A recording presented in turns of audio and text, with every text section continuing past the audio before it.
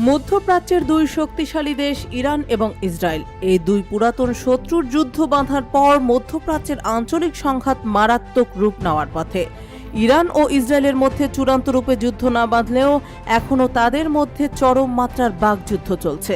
গত কয়েক সপ্তাহের হামলা পাল্টা হামলার মধ্যে নতুন করে ইসরায়েলকে কঠোর হুঁশিয়ারি দিয়েছেন ইরানের প্রেসিডেন্ট ইব্রাহিম রাইসি। ইরানি ভূখণ্ডের উপর ফের কোনো হামলা হলে পরিণতি ভয়াবহ হবে বলে বজ্রকণ্ঠে হুঁশিয়ারি দিয়েছেন প্রেসিডেন্ট রাইসি। তিনি আরও বলেন, ইসরায়েল যদি ইরানের উপর হামলা চালায় তাহলে ইসরায়েলকে নিশ্চিহ্ন করে দেওয়া হবে। 23 এপ্রিল মঙ্গলবার পাকিস্তান সফরের দ্বিতীয় দিনে পাঞ্জাব বিশ্ববিদ্যালয়ের একটি অনুষ্ঠানে এমন হুঁশিয়ারি বাক্য উচ্চারণ করে রাইসি বলেন, যদি ইসরায়েল আবারও ইরানের উপর হামলা করে তাহলে দখলদার ইসরায়েল আর থাকবে না।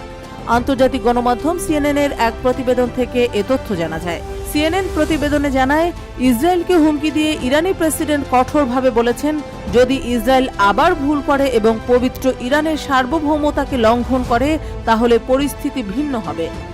ইরানের প্রেসিডেন্ট আরও বলেন, ফিলিস্তিনের নিপীড়িত জনগণকে রক্ষা করার বিষয়ে ইরান ও পাকিস্তানের একই দৃষ্টিভঙ্গি রয়েছে। তেহরান গর্বের সঙ্গে তাদের রক্ষা করতে থাকবে বলেও উল্লেখ করেন তিনি। এছাড়া প্রেসিডেন্ট রাইসি তার বক্তৃতার এক পর্যায়ে যুক্তরাষ্ট্রকে আঘাত করে বলেন, দেশটির বাক স্বাধীনতার স্লোগান ভণ্ডামি, কারণ তারা ফিলিস্তিনের পক্ষে কথা বলার জন্য বিশ্ববিদ্যালয় থেকে শিক্ষার্থীদের বহিষ্কার করে। কলাম্বিয়া ইউনিভার্সিটি থেকে শতাধিক শিক্ষার্থীকে বহিষ্কারের প্রেক্ষিতে তিনি এ মন্তব্য করেন।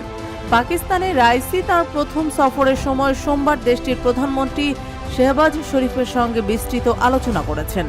গাজার পরিস্থিতি নিয়েও তাদের মধ্যে আলোচনা হয়েছে।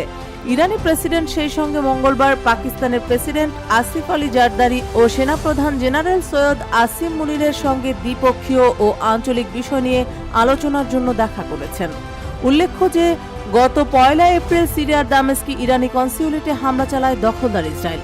ওই হামলার জবাবে 13 এপ্রিল রাতে ইসরায়েলকে লক্ষ্য করে 300-রও বেশি ড্রোন ও ক্ষেপণাস্ত্র ছোড়ে ইরান। কনস্যুলেটে হামলাকে নিজেদের ভূখণ্ডের উপর হামলা হিসেবে অভিহিত করে ইহুদিবাদী সন্ত্রাসী ইসরায়েলের বিরুদ্ধে কঠোর পদক্ষেপ নেয় তেহরান। এই পদক্ষেপের অংশ হিসেবে ইরান ইসরায়েলে 3 শতাধিক ড্রোন নিক্ষেপের মাধ্যমে হামলা চালায়। আবার ইরানের বিশাল হামলার পাল্টা জবাব দিতে ইরানের ইস্পাহানে ছোট হামলা চালায় দখলদার ইসরায়েল। তবে উত্তেজনা থামিয়ে দিতে ইরান বিষয়টি চেপে যায়। এছাড়া ইসরায়েলও আনুষ্ঠানিকভাবে হামলার দায় স্বীকার করেনি। পরবর্তীতে ইসরায়েলের একটি সূত্র জানায়, তারা ইরানে আরও বড় হামলা চালানোর পরিকল্পনা করেছিল, কিন্তু পরিস্থিতি অন্যদিকে মোড় নিতে পারে এমন ভয় থেকে সিদ্ধান্ত পরিবর্তন করে।